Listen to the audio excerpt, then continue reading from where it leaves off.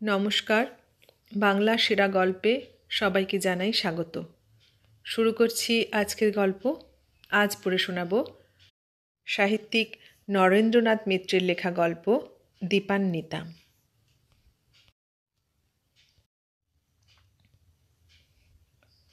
ভারী অপ্রস্তুত হয়ে পড়ল অরুণা।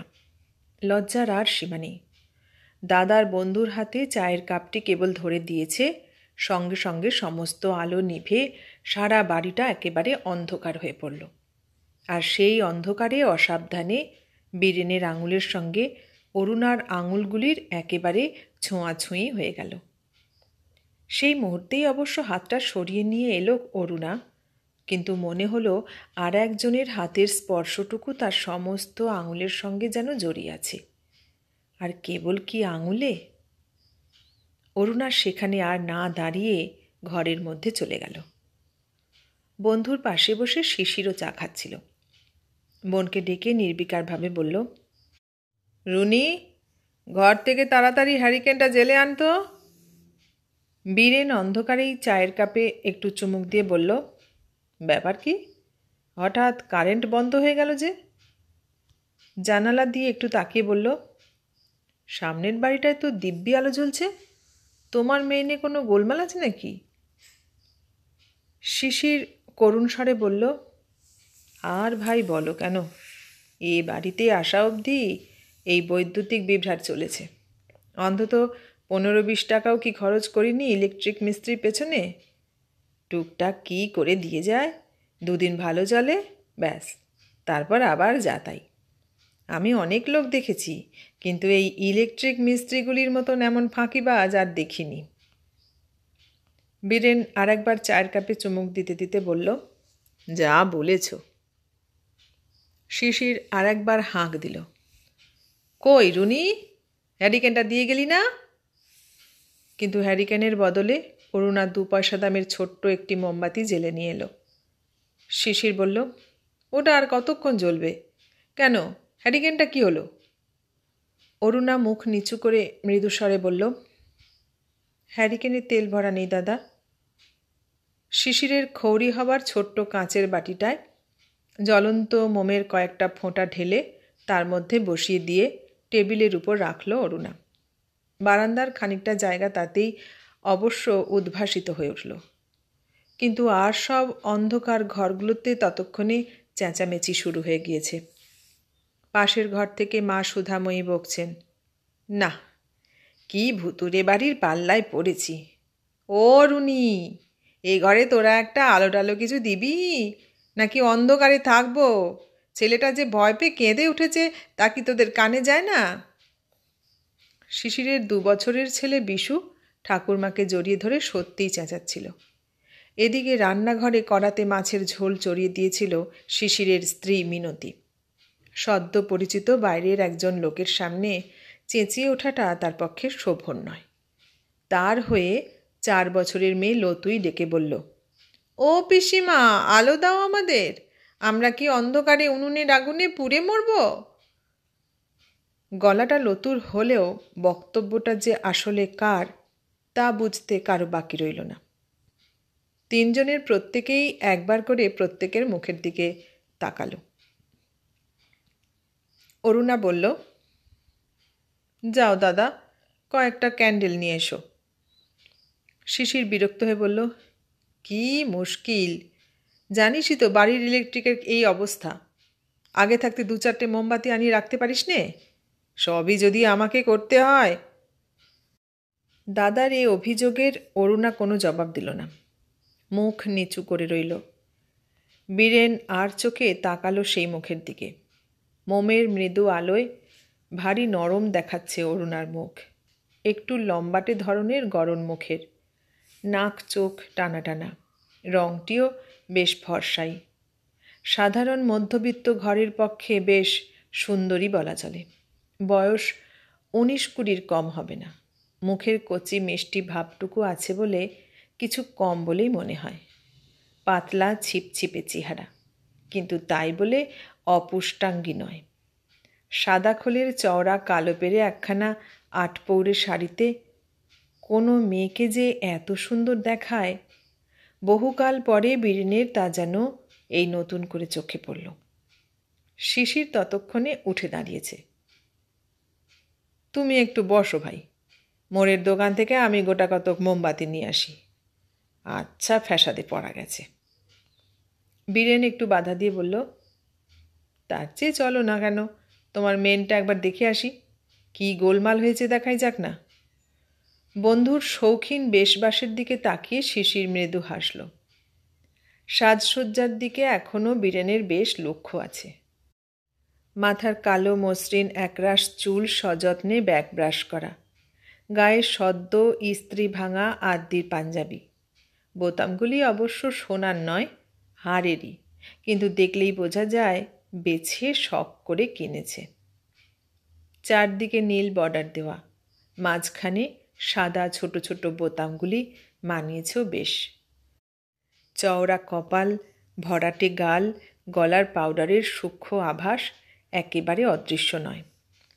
ছেলেবেলা থেকেই একটু শৌখিন রুচির মানুষ বীরেন, সে শখটা আজও বদলায়নি। শিশিরের প্রায় সমবয়সী হলেও এখন আর তা মনে হয় না। মেজে ঘষে 2-3 বছর অন্তত বেশ কমিয়ে এনেছে নিজের বয়সকে বীরেন।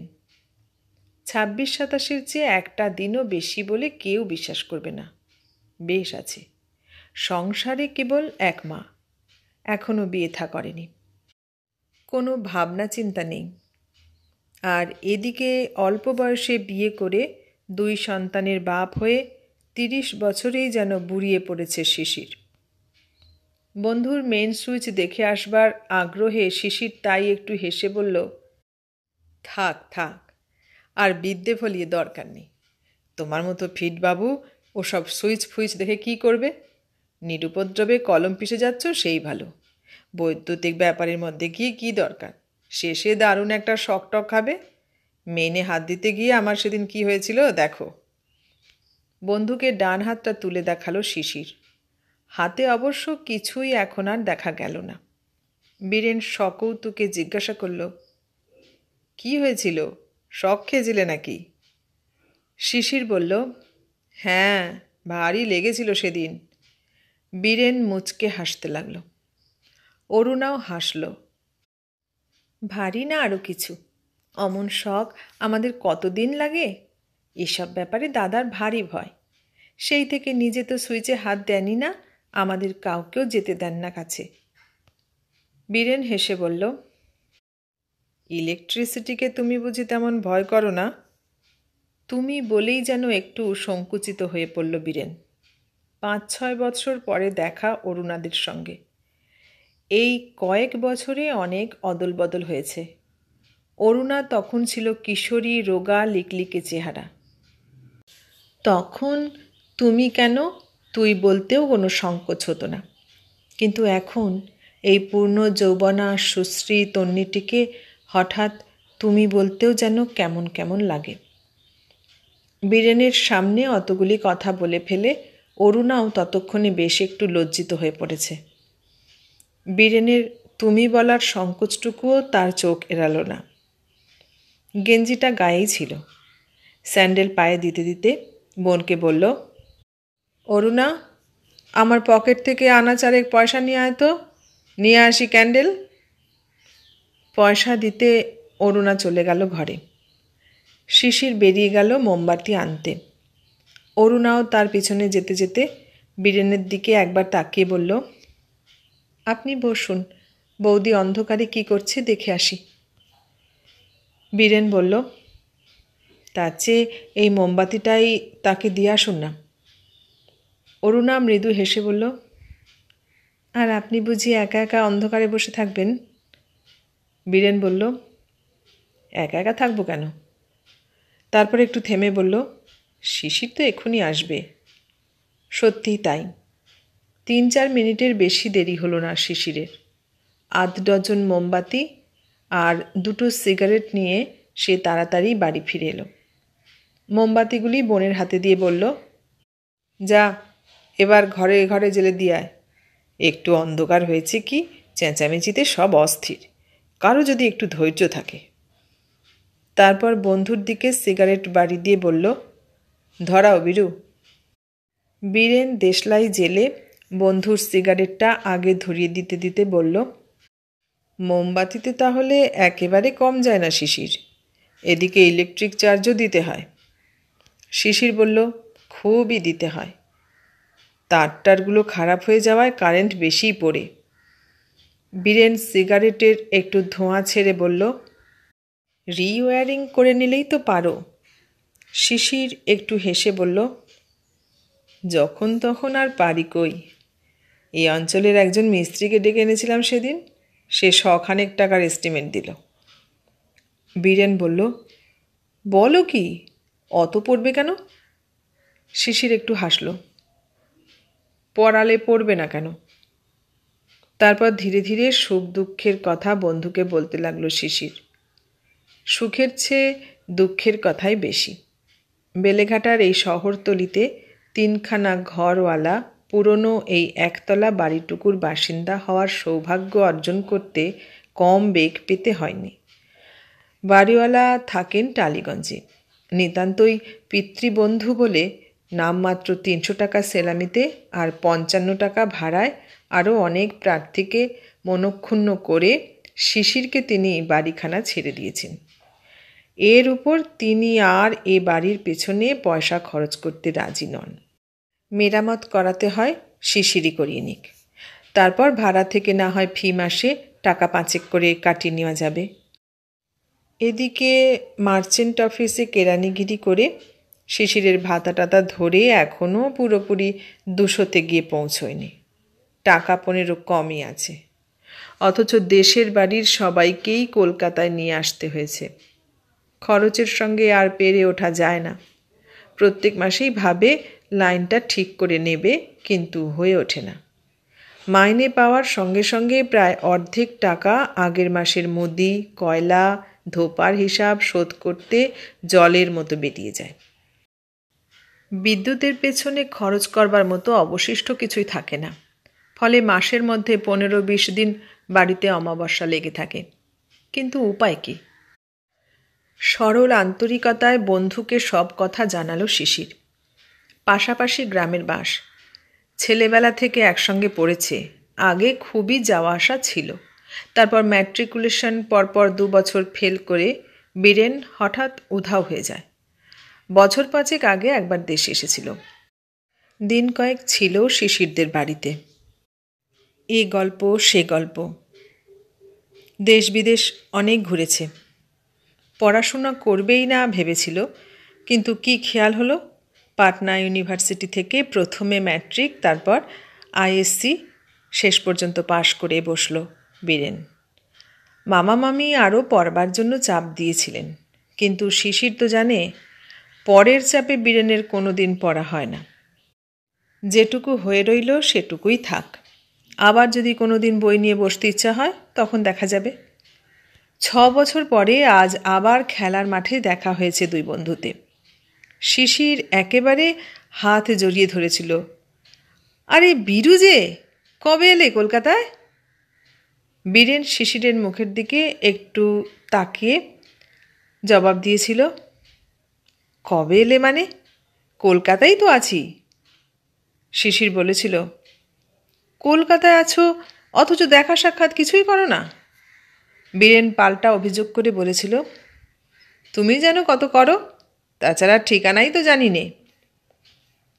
আর জানলেই বাকি, ঠিকানা জানা কত বন্ধুর বাড়িতে দেখা করতে গিয়ে হতাশ হতে হয়েছে। কলকাতা শহরে এই নিয়ম, এখানে দেখা করা যায় না, দেখা হয়ে যাওয়ার অপেক্ষায় থাকতে হয়। ছেলেবেলা থেকেই খুব বাকপটু বীরেন, আর শিশির মুখচোরা, কোনো দিনই ওর সঙ্গে কথায় পারে না। কিন্তু তাই বলে বন্ধুত্বের জবরদস্তি চালাতে শিশিরের জুড়ি নেই। জোর করেই বীরেনকে সে নিজের বাসায় ধরে নিয়ে এসেছে। কাজকর্মে নানা অজুহাতের কথা পেরেও বীরেন বন্ধুকে নিবৃত্ত করতে পারেনি। বাসে পিছনের দিকে বেঞ্চিটায় পাশাপাশি বসে শিশির জিজ্ঞাসা করেছে, কি করো আজকাল? বীরেন হেসে জবাব দিয়েছে, আবার কি? শিশির বলেছে, সেই কেরানিগিরি। কোথায়? একটা মারোয়ারি মার্চেন্ট অফিসে। শিশির অসংকোচে জিজ্ঞাসা করেছে, কীরকম হয়? বীরেন হেসে বলেছে, না, তোমার সঙ্গে আর পারা গেল না। অমনিতে কোনো কথা বলো না, কিন্তু যখন আরম্ভ করো পেটের কথা তো ভালো, একেবারে নাড়ি ভুড়ি পর্যন্ত বের করে আনতে চাও। কী রকম আবার হবে? দিনকালের যা অবস্থা, তাতে আমাদের মতো লোকের কোনো রকম ছাড়া অন্য কোনো রকম আছে নাকি? শিশির একটু অপ্রতিভ হয়ে চুপ করেছিল, কিন্তু যেভাবে সেজেগুজে বীরেন বেরিয়েছে তাতে খুব খারাপ আছে বলে মনে হয় না। বিদায় নেওয়ার সময় আর একবার ইলেকট্রিক লাইটের কথা উঠল। শিশির বলল, সস্তায় করে দিতে পারে জানাশোনা এমন মিস্ত্রি আছে নাকি কেউ? বীরেন একটু কাল চুপ করে থেকে হেসে বলল, মিস্ত্রির অভাব কি, কিন্তু কোনো মিস্ত্রিতে তোমার বিশ্বাস নেই। এক কাজ করো না, যদি বলো কাল সকাল থেকে আমিই লেগে যাই তোমার বাড়ির লাইট ফিট করতে। শিশির বলল, বলো কি তুমি? শিশিরের স্ত্রী মিনতিও রান্না শেষ করে ততক্ষণে উঠে এসেছিল। হেসে বলল, আপনি লাইট ফিট করবেন? তবেই হয়েছে। বন্ধুর মতো আঙুলে বড়ি কম্প্রেস করে আপনাকেও তাহলে দিন তিনেক শুয়ে থাকতে হবে। অরুণা বৌদির দিকে ফিরে বলল, উনি না হয় দিন তিনেক শুয়ে কাটালেন, আমাদের কদিন অন্ধকারে কাটাতে হবে তার বোধহয় ঠিক নেই বৌদি। মনে আছে দাদার মিস্ত্রিগিরির কথা? মেনটাকে এমনভাবে বিগড়ে দিয়েছিল যে যদি বা একাধটু জ্বলত, দাদার হাত লেগে তাও বন্ধ হলো।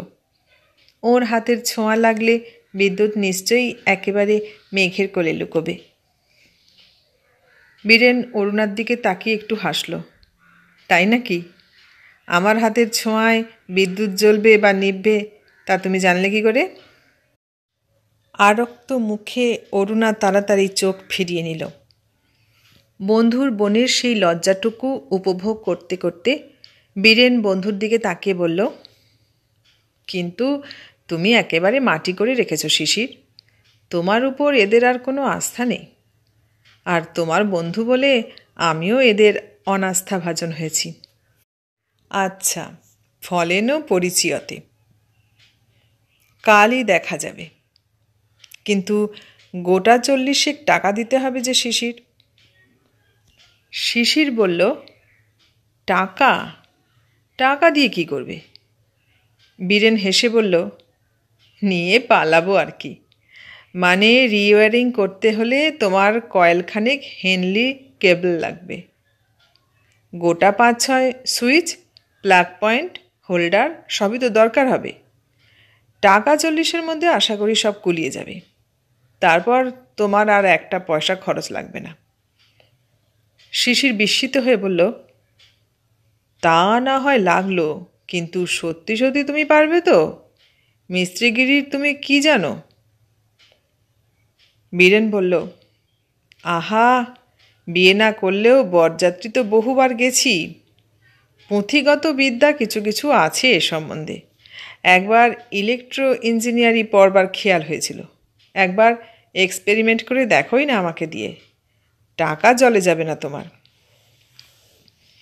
অরুণা শিশিরকে ইঙ্গিতে আড়ালে ডেকে নিয়ে গিয়ে বলল, দাদা শোনো, উনি যখন বলছেন অত করে দিয়ে দাও টাকাটা। আসলে নিজে তো একা আসবেন না, একজন মিস্ত্রি টিস্ত্রি নিশ্চয়ই সঙ্গে করে আসবেন। তোমার সঙ্গে তামাশা করছেন। শিশির বলল, কিন্তু এখন অত টাকা পাবো কোথায়? অরুণা একটু ভেবে বলল, বেশ, আজ আমার কাছ থেকে নাও, মাসের প্রথম মাইনে পেয়ে দিলেই হবে। পাড়ার গুটি 2 ছোট ছোট মেয়েকে মাস 4 অরুণা পড়িয়েছিল, সেই বাবদ গোটা 50 টাকা তার হাতে জমেছে। দাদার অর্থ সংকটের কথা উঠলেই সেই টাকাটা সে ধার দিতে চায়।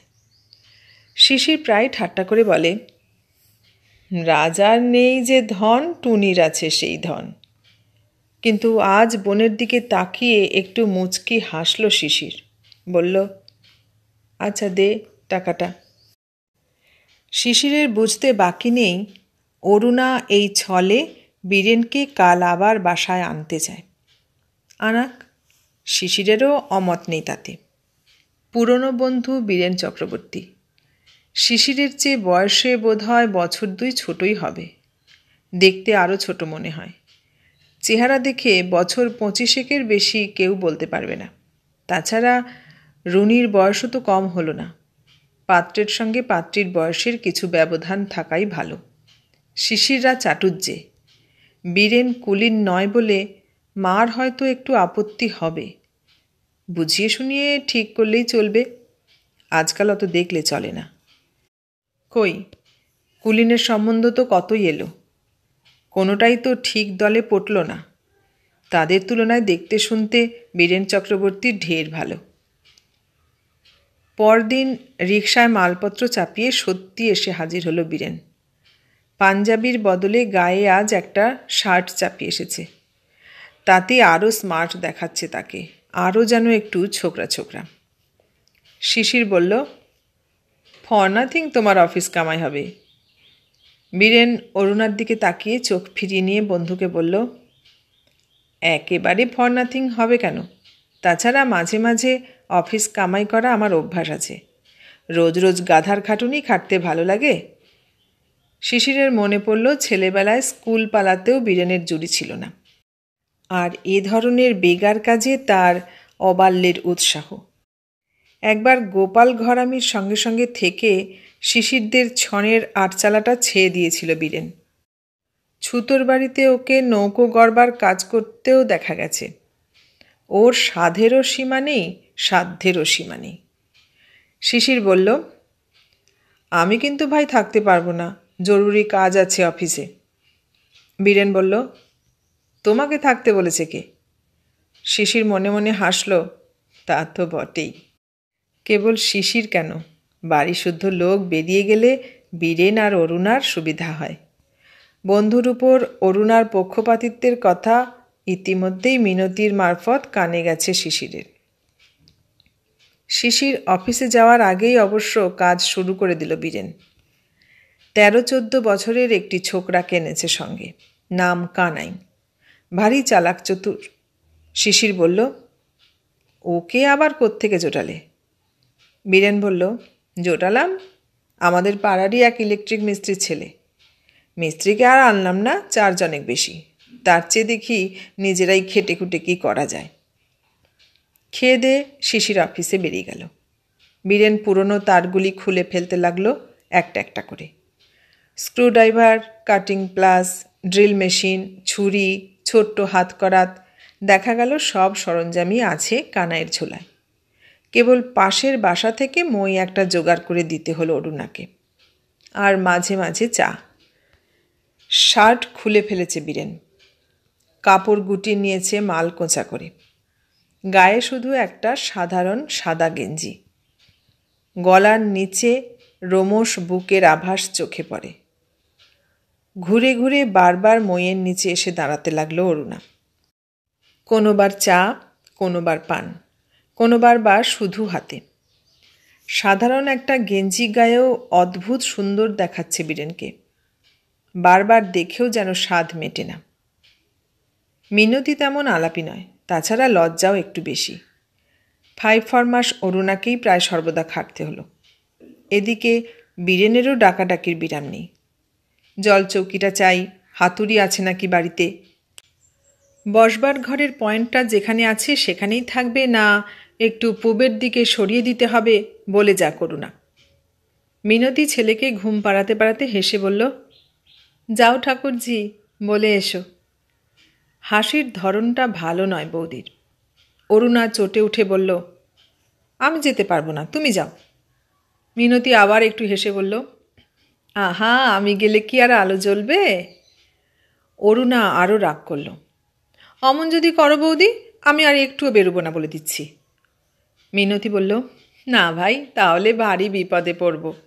তুমি যদি না বেরো তাহলে বাইরের লোকটা হুট করে ঘরে এসে ঢুকবেন।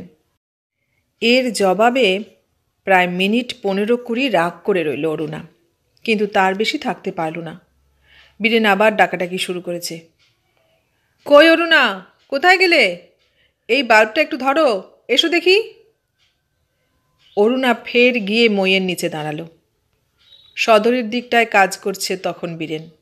কপালে একটু একটু ঘাম দেখা যাচ্ছে।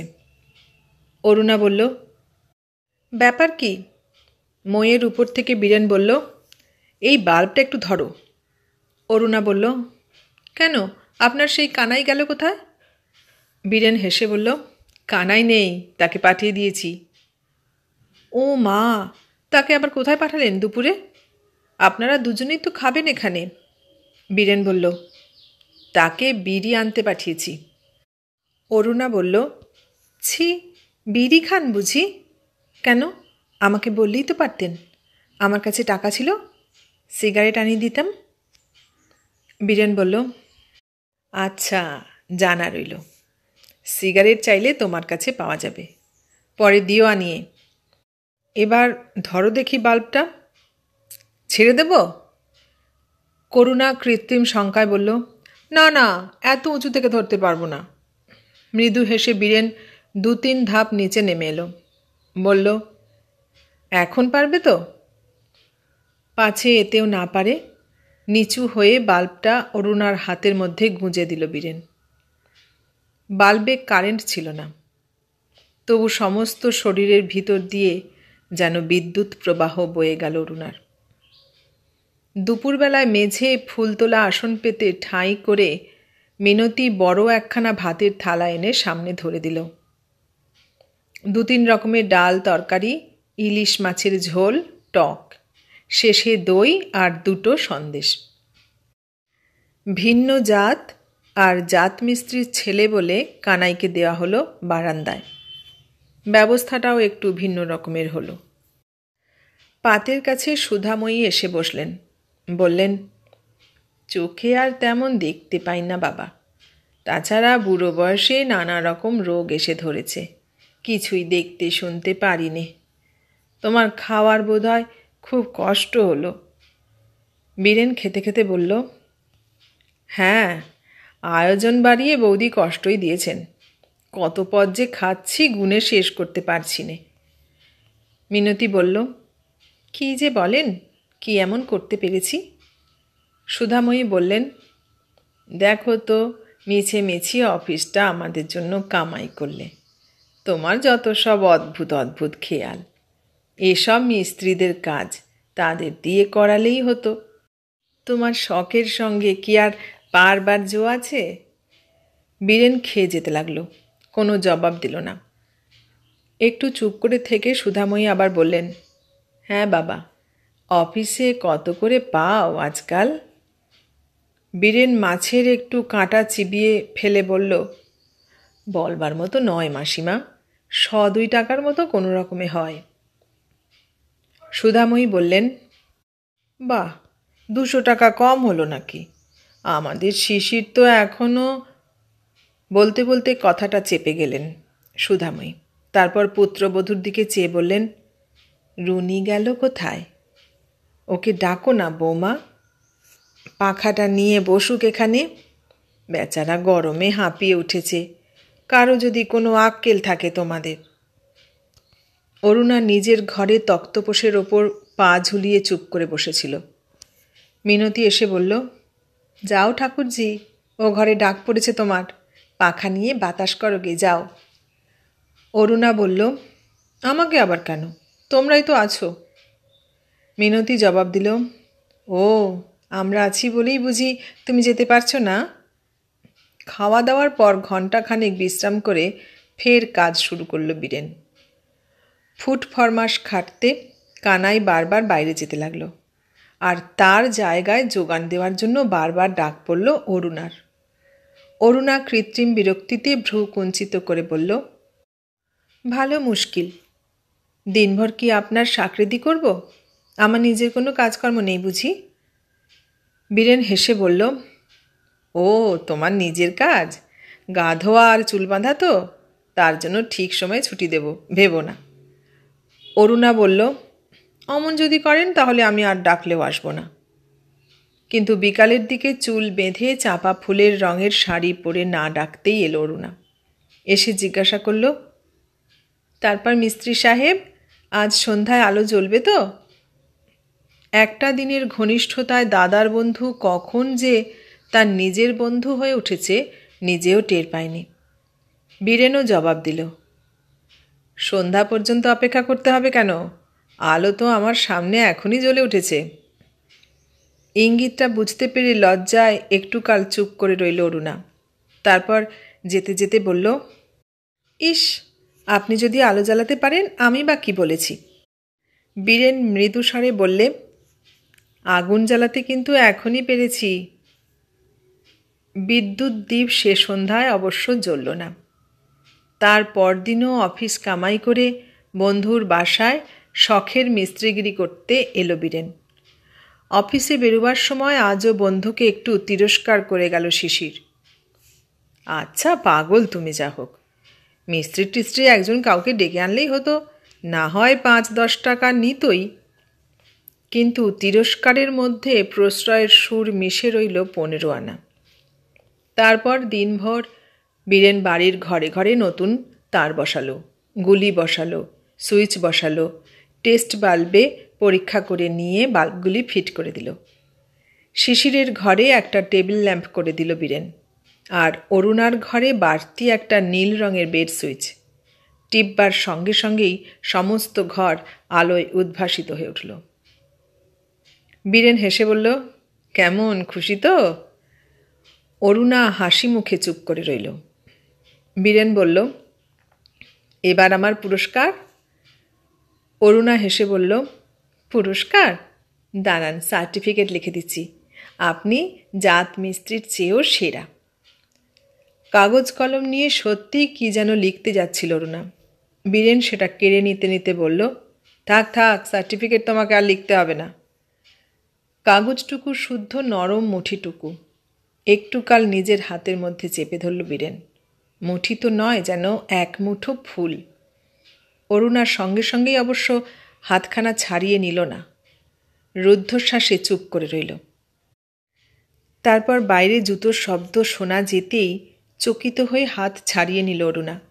মৃদুস্বরে বলল, ছাড়ুন, দাদা আসছে। দেখে শুনে শিশিরও খুব খুশি হলো। একে একে সমস্ত সুইচ অন করে দিল শিশির। সারা বাড়িটা ঝলমল করে উঠল আলোয়। শিশির তাকিয়ে দেখল বাড়ির চেয়েও যেন বেশি ঝলমল করছে অরুণার মুখ।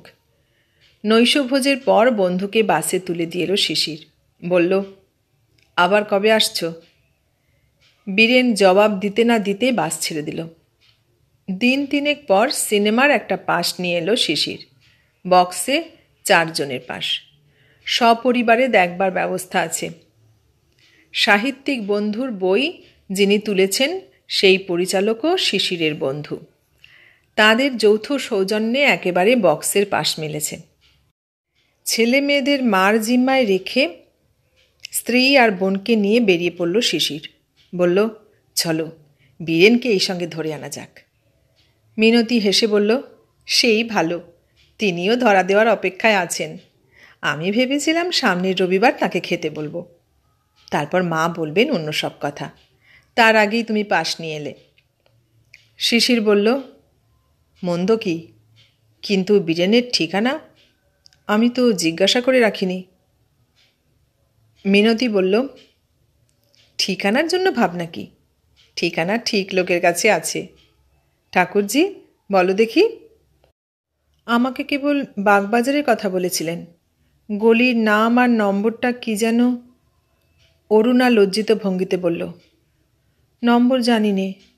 অনেকবার জিজ্ঞাসা করতে করতে গলির নাম একবার বলেছিলেন, কাঁটাপুকুর লেন। শিশির অসন্তুষ্ট ভঙ্গিতে বলল, আচ্ছা মানুষ তোরা, পুরো ঠিকানাটা টুকে রাখবি তা নয়। যাক, ওতেই হবে। গলিতে ঢুকে নাম আর চেহারার বর্ণনা দিলে নিশ্চয়ই খুঁজে বের করা শক্ত হবে না। চল। 2 বার বাস বদল করে বাগবাজারের মোড়ে নেমে 3 জনে খানিকটা পথ হেঁটে গিয়ে উপস্থিত হলো কাঁটাপুকুর লেনে। যাকে সামনে পেল তাকেই জিজ্ঞাসা করতে লাগলো শিশির, বীরেন্দ্রনাথ চক্রবর্তী, ভারত ইন্স্যুরেন্সে কাজ করেন, চেনেন? এই গলিতেই থাকেন তিনি। বাড়ির নম্বরটা বলতে পারেন কেউ আপনারা? কেউ পারে না। চেহারা টেহারার বর্ণনা দেওয়ায় চোয়াল ভাঙা, ঘাড় চাঁচা, বকাটে ধরনের একটি ছেলে হঠাৎ বলে উঠল, ও, বিরুদাকে খুঁজছেন? ওই বস্তির ভিতরে থাকেন তিনি। স্যাঁতস্যাঁতে মেটে বস্তি, দিনের আলো সেখানে ঢোকে না। রাত্রির দ্বীপ এখনও জ্বালা হয়নি। একটি তালাবন্ধ ঘরের দিকে ছেলেটি আঙুল বাড়িয়ে দিল। ওই ঘরে থাকেন, বোধহয় কাজে টাজে কোথাও বেরিয়েছেন। শিশির বলল, আজ আবার কাজ কোথায়? আজ তো পাবলিক হলিডে। অরুণা বলল, অসম্ভব, এসব জায়গায় তিনি থাকতেই পারেন না। বস্তি বাড়ি থেকে বেরিয়ে সবাই ফের পথে নেমেছে। কানাইয়ের সঙ্গে দেখা হয়ে গেল। একটা স্ক্রু ড্রাইভার নিয়ে সে উত্তরের দিকে ছুটতে ছুটতে যাচ্ছে। অরুণাই থামালো তাকে। আরে শোনো শোনো, বীরেনবাবু থাকেন কোথায় জানো? তার বাসা কোথায়? কানাই থেমে দাঁড়িয়ে সবাইকে একবার দেখে নিয়ে বলল, বাসা? বাসায় তো তাকে পাবেন না।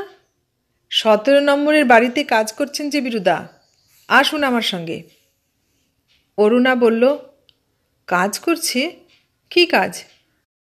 কি কাজ সেটা অবশ্য 2 মিনিটের মধ্যে সচক্ষেই দেখতে পেল সবাই।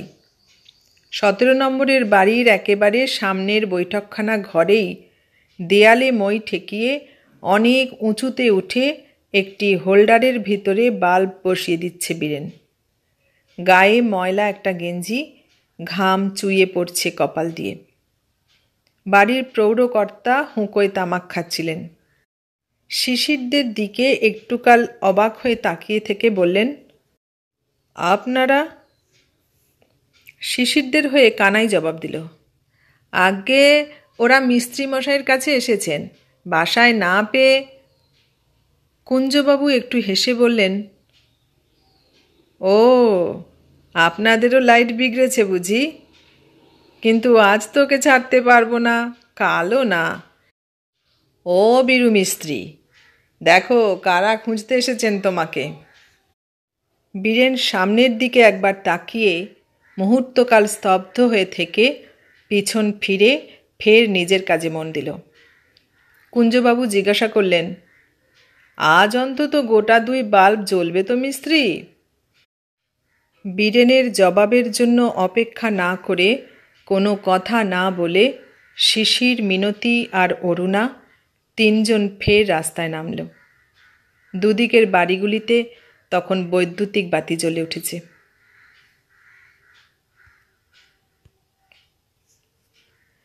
এতক্ষণ শুনলে নরেন্দ্রনাথ মিত্রের লেখা গল্প দীপান্বিতা। কেমন লাগলো গল্পটা? ভালো লাগলে লাইক, কমেন্ট, শেয়ার করো। আর নতুন বন্ধু হলে সাবস্ক্রাইব করার অনুরোধ রইল। সবাইকে অনেক ধন্যবাদ জানিয়ে আজ এখানেই শেষ করলাম।